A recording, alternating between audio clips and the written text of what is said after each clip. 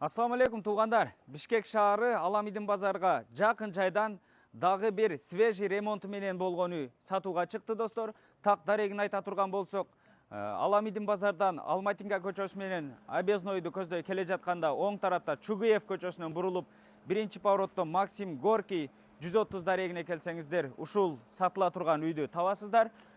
Сиздер менен үйдү кененирээк тааныштыра турган болсом, көчө тарабы ушундай песка блок менен тосулган, дарбаза, калиткалар орнотулган. Эң жакшы жери бардыгы суу, свет, канализация, газ, трехфазка электр энергиясы бардыгы центральный достор. Андан ары тааныштыра турган болсок, бул тарабында дагы бир 3-4 метр болгон аралык жай калтырылган.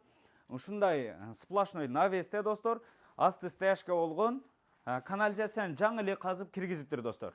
Андан ары айта турган болсок, бул тарабында дагы кенен болгон жер аянты бар достор. Жеринин аянты жалпысынан 6,3 сотық достор.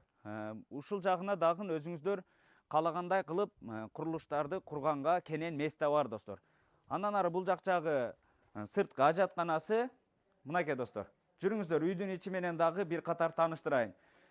Документтери баары так колдо достор. Ушундай кире бериш жайы бирон эшикте.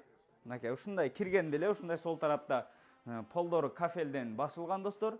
Бул жак жагы кухня катары колдонулат экен. Мынакей кухня гарнитурлары, газ плиталары, мына тамак бышып атат достор.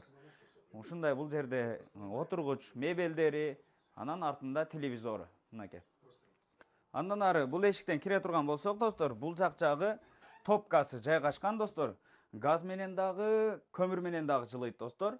Газы котелду орнотуп коюптур. Бул жагы сыртынан да көмүрдү алып кире берсер, ушул жагынан дагы бир эшик ачып койгон. Андан ары айта турган болсок достор, келиңиздер. Мынакей. Киргенде эле бул оң тарапта ушундай пластик эшикте бул жак жагы ички ажаткана, санузел, душ. Мынакей достор, раковиналар бардыгы орнотулган.